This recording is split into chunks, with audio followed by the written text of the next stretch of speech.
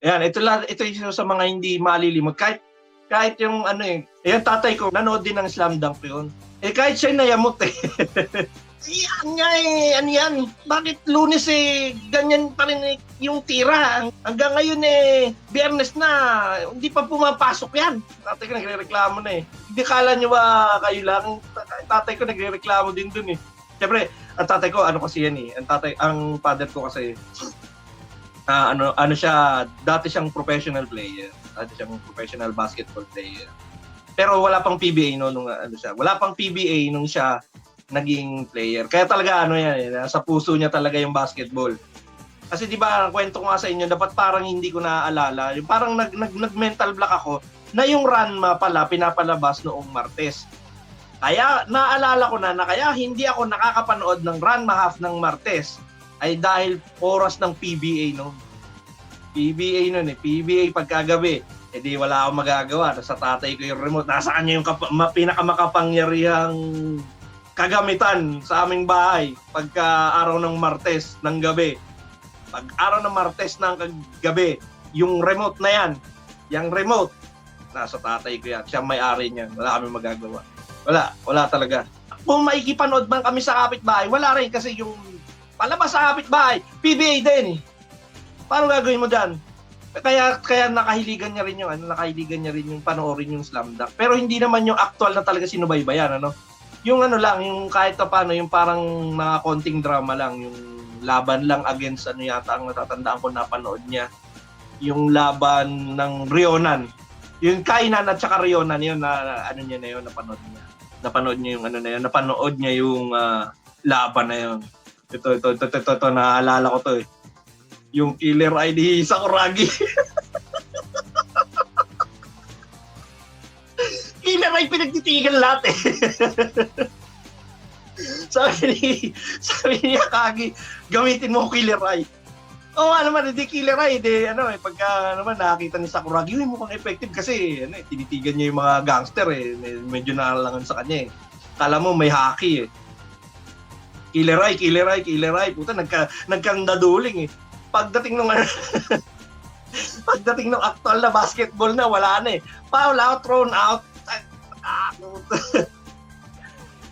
Nakakako sa Kuragi, hype ka. Killer ay, sabi, kahit hindi na ako maniniwala sa'yo, Wakagi.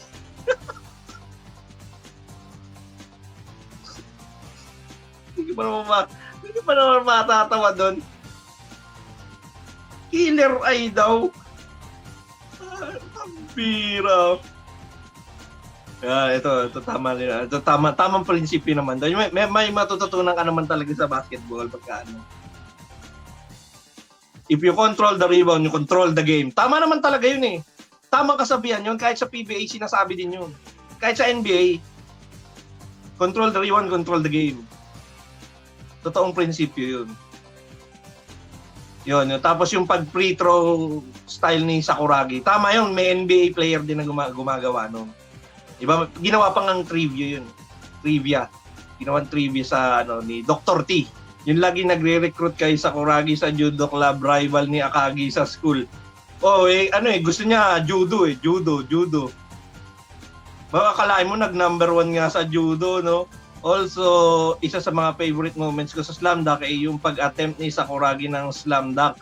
Pero hinarangan either nila Akagi at Naito, tapos tumama yung bola either sa likod ng ulo ni Akagi o sa mukha ni Naito. Lakas at tawa ko doon na parang, kasi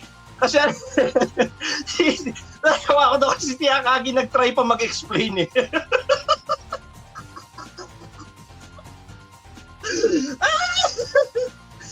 Akagi, di ba nag-attempt pa mag-explain sa referee? Hindi ka, ganito yan kasi ganito yan kasi nangyari sa akin yan eh.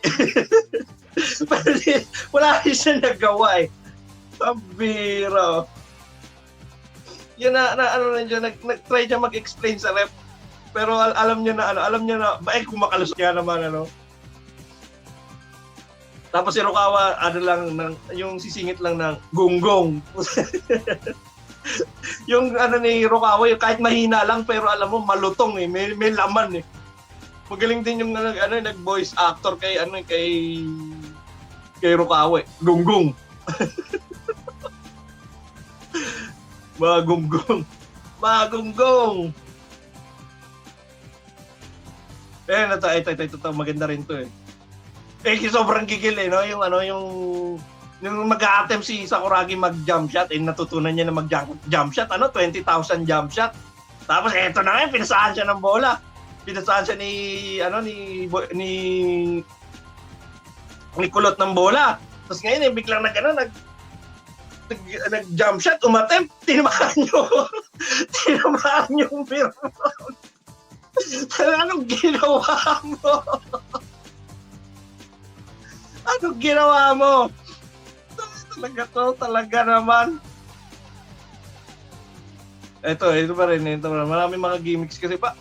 Hindi ko alam pa paano naiisip. Hindi ko alam pa paano to naiisip lahat ni paano naiisip ni Takehiko Inoue lahat to eh. Yung mga jokes niya.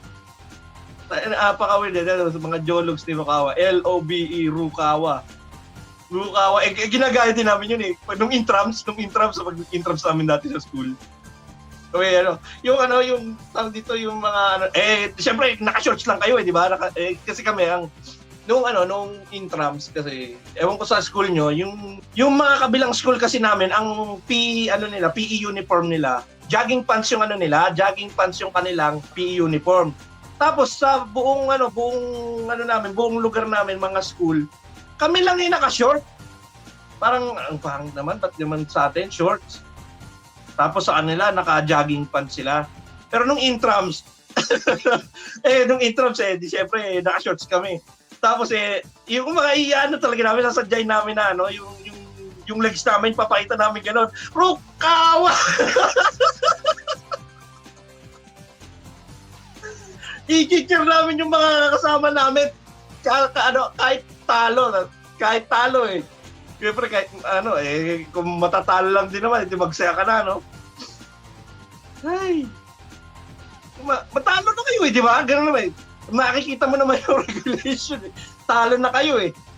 Talo na kayo doon sa kabila. Tama, malakas yung kabilang section eh. Medyo lugi kami doon sa kabilang section.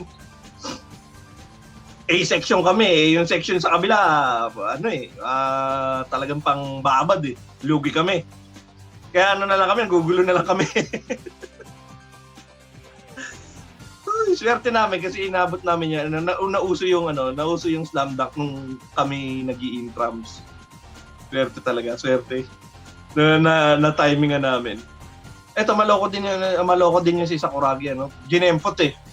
Ginempot yung coach.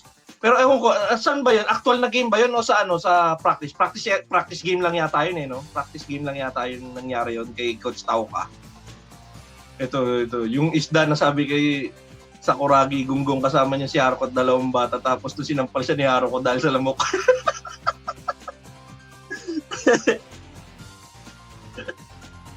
Sakuragi! Putik na yan. Siyempre, si Sakuragi, sensitive na yun. Biruin mo, 50 beses ka nang nadali. Tapos, iniisip mo lagi, kay Haruko may pag-asa ka, tapos bigla ka na sampal. Lintik na.